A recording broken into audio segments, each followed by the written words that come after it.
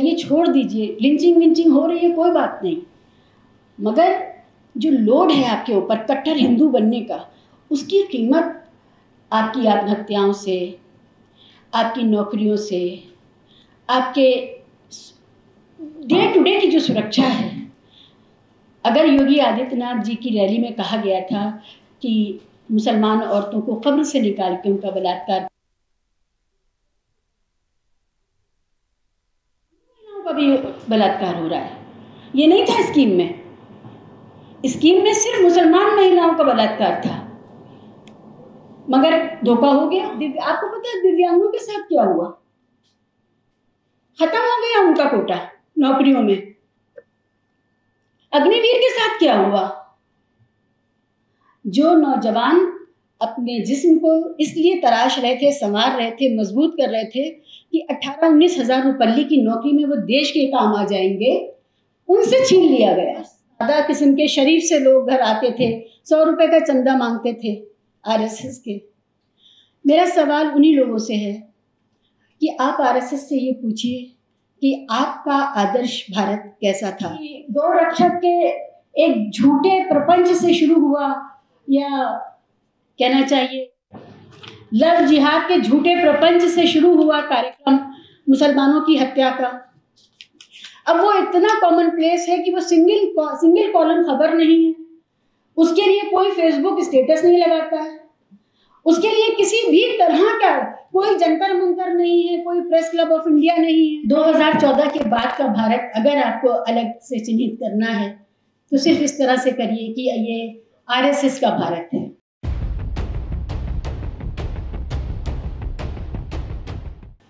दो दिन के बाद ही फिर भाषा सिंह के साथ वो हुआ, मतलब एक पेड एम्प्लॉय, तनख्वाहजीवी जिसे आजकल लोग कहते हैं, उनके साथ ही हो गया। हर बार ये लगता है कि इकट्ठे तो हुए, अगली बार कितने मिलेंगे और किसके लिए खड़े होना होगा। खैर, अब ये दौर है। आपने टॉपिक बहुत दिलचस्प रखा है कि 2014 के बाद का भारत। 2014 से पहले भी भारत में कोई मुसलमान पीएम, डीएम, सीएम, जीएम ये सब नहीं होते थे, वही लोग थे जो अभी भी होते हैं, उसी समाज से आने वाले होते थे। 2014 के बाद का भारत अगर आपको अलग से चिन्हित करना है तो सिर्फ इस तरह से करिए कि ये आरएसएस का भारत है। आरएसएस का भारत कैसा होगा, कैसा है, कैसा चलेगा, अगर हमें इस भारत को थोड़ा भी समझना है, और ये समझना बहुत ज़रूरी है भारत के हिंदू समाज के लिए। भारत के मुसलमानों को पता था क्या होना है, उन्होंने कमर कसी थी। अब ज़्यादातर महफिलों में हम जाते हैं, मुसलमानों की लिंचिंग इतनी कॉमन प्लेस हो गई है कि कोई उसका जिक्र ही नहीं करता है, कोई वक्ता नहीं बोलता मुसलमानों की लिंचिंग के बारे में, इतना कॉमन है। ख्याल नहीं आता कि गौ रक्षक के एक झूठे प्रपंच से शुरू हुआ, या कहना चाहिए लव जिहाद के झूठे प्रपंच से शुरू हुआ कार्यक्रम मुसलमानों की हत्या का, अब वो इतना कॉमन प्लेस है कि वो सिंगल कॉलम खबर नहीं है, उसके लिए कोई फेसबुक स्टेटस नहीं लगाता है, उसके लिए किसी भी तरह का कोई जंतर मंतर नहीं है, कोई प्रेस क्लब ऑफ इंडिया नहीं है, कोई गली नहीं है। मुसलमान तो पहले ही समझ चुके थे कि ये होगा, उनके पास रास्ता कोई नहीं है, लेकिन हमें जिनसे उम्मीद थी अब वो भी भूल चुके हैं। अब जो नाराज़गी है व्यवस्था से, वो अपने अपने हिसाब से कि हमें इस व्यवस्था ने किस तरह पीड़ित किया, वो नाराज़गी है। पर पीड़ा वाली कोई बात नहीं है। किसी को ओआरओपी का दुख है, किसी को अग्निवीर का दुख है, किसी को जो भी वादे किए थे 2 करोड़ पर सालाना नौकरी के, उसका दुख है। किसी को इसका दुख है कि हम मोदी साहब के पक्ष में ट्वीट करते थे और जब हमारे साथ ब्रजभूषण शरण सिंह ने अपराध किया तो हमारी सुध नहीं ली गई। तो सबके अपने अपने दुख हैं, और ये बहुत अहम बात है, क्योंकि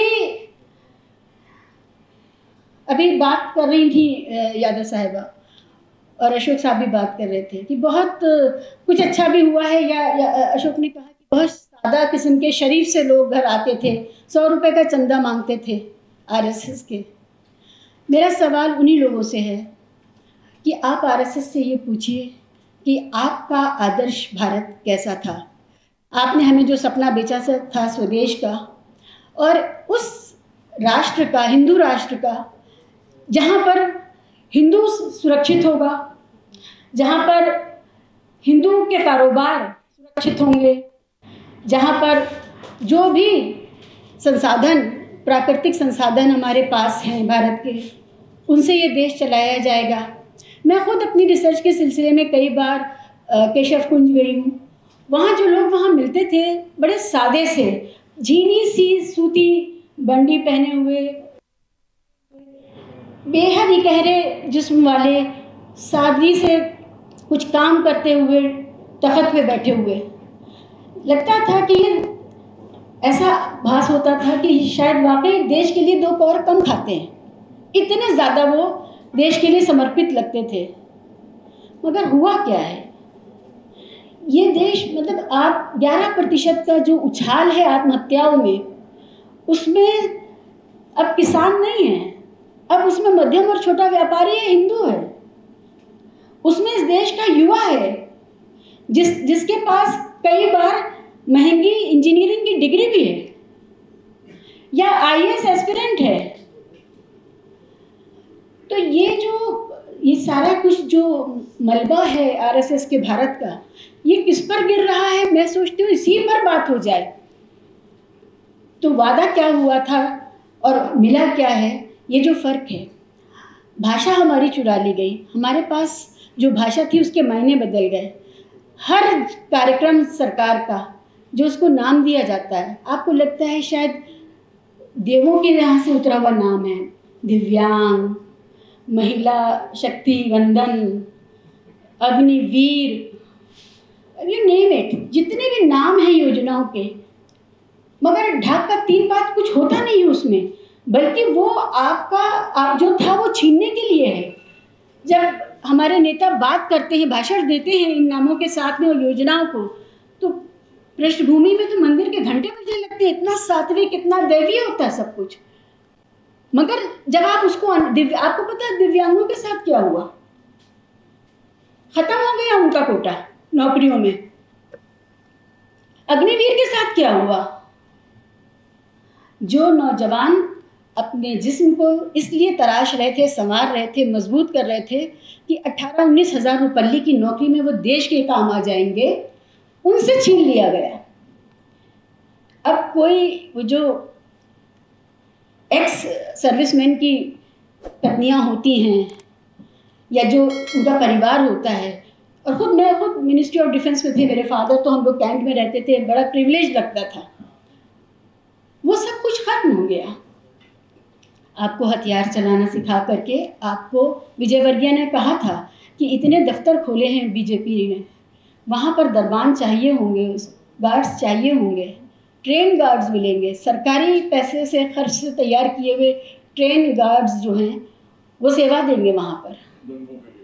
दंगों के लिए तो मिलेंगे ही, लेकिन ये जो सबसे अच्छा पक्ष था, जो बता सकते थे, दंगों का तो वो बता नहीं सकते ना, जो वो बता सकते थे उसमें जो आपके लिए ऑफर था वो ये था।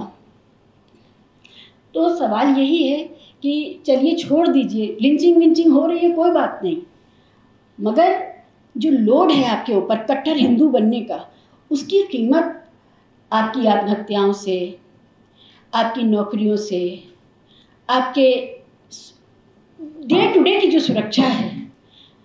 अगर योगी आदित्यनाथ जी की रैली में कहा गया था कि मुसलमान औरतों को कब्र से निकाल के उनका बलात्कार, का भी बलात्कार हो रहा है, ये नहीं था स्कीम में। स्कीम में सिर्फ मुसलमान महिलाओं का बलात्कार था, मगर धोखा हो गया। तो ये जो धोखाधड़ी हुई है आरएसएस के दौर में, आरएसएस के भारत में हिंदू समाज के साथ, आपका अपना जो वजह हो सकती है, तो अब नहीं खुल के बोलेंगे तो अगला जो 5 साल आप उन्हें देंगे उसमें क्या होगा? मुसलमान की हिंसा, मुसलमान की हत्या तो वैदिक हत्या है, वैदिक हिंसा है अब, जिसके बारे में मीडिया भी चाहता है और व्यवस्था भी चाहती है कि खुल के बात हो, क्योंकि वो अपनी उस कॉन्स्टिट्यूंसी को खुश करना चाहते हैं जिनको उन्होंने और कुछ नहीं दिया है सिवाय अपराध करने के अधिकार के। मुसलमानों के प्रति अपराध करने के अधिकार को ही हिंदू राष्ट्र का होना कहते हैं, आरएसएस का राष्ट्र होना कहते हैं। इसको हटा लीजिए तो क्या मिला है हिंदू समाज को? उसको नौकरी, उसको स्वास्थ्य, उसको किसी भी तरह की सुरक्षा, वो सब। एक बात मैं अपनी बात ख़त्म करने से पहले ये कहना चाहती हूँ कि हिंदू, मुसलमान, सिख, ईसाई और नास्तिक, इन सब के साथ भारत के संविधान का जो एक बुनियादी वादा था, जान, माल और इज्जत की हिफाजत, और जिस भी तरह के टैलेंट के साथ, खासियत के साथ इंसान पैदा हुआ है, उसको बेहतर बनाना, उसको शिक्षित करना, उसको स्किल देना, जिससे वो अपने लिए, अपने समाज के लिए, परिवार के लिए और अपने इस मिट्टी के लिए बेहतर काम आ सके, वो वादा ख़त्म हो गया है। भारत एक टूटा हुआ वादा है आज के दौर में, और आरएसएस के इस भारत को, अगर हमारे बच्चों के बच्चे हुए तो वो इसी तरह याद रखेंगे कि ये वो दौर था जब संविधान ने जो वादा किया था, जिसके बदले में टैक्स पेयर, गरीब से गरीब टैक्स पेयर एक इतना बड़ा साम्राज्य राष्ट्र का चलाता था, जिसके पैसों से G20 होता था, जिसके पैसों से 8,000 करोड़ के विमान आते थे, जिसके पैसे से विस्टा और राजमहल बनते हैं, जिसके पैसे से कुछ लोग वास्को डिगामा बने हुए हैं। ये सारा जो शाही तंत्र था, ये उस गरीब के पैसे से था जिसके साथ जो बुनियादी वादा है संविधान का, जान, माल और इज्जत की हिफाजत, वो टूटा है। तो बुनियादी सवालों पर हम वापस लौटे हैं। कांग्रेस के टाइम में भी हम आलोचक थे, तब हम कहते थे कि बजट, शिक्षा का बजट क्यों नहीं बढ़ा, तब हम कहते थे स्वास्थ्य का बजट क्यों नहीं बढ़ा, तब हम कहते थे कि विकसित देशों में तो शिक्षा का इतना बजट होता है, हमारे यहाँ 6%, 7% क्यों है। आज हम कहते हैं वही वापस मिल जाए, जो पहले था वही वापस आ जाए हमारे पास। तो इस पूंजीवादी कॉरपोरेट हिंदू राष्ट्र के साथ में जो फाशिज्म, जिसको अब हम कह सकते हैं, जो फाशिज्म के आखिरी पायदान पे खड़ा हुआ है, उसमें 10 साल का ये जो काल है, हम लोगों ने वो दौर नहीं देखा जब आज़ादी की लड़ाई लड़ी जा रही थी और दुर्दांत लोग हम पर शासन कर रहे थे। लेकिन आप सब लोग और आप सब लोगों के बच्चे और उनके बच्चे ये याद रखेंगे कि ये दौर था और कुछ लोग थे जो खड़े हुए थे, जो जेल जा रहे थे। इसी के साथ मैं अपनी बात समाप्त करती हूँ। India a broken promise. Thank you.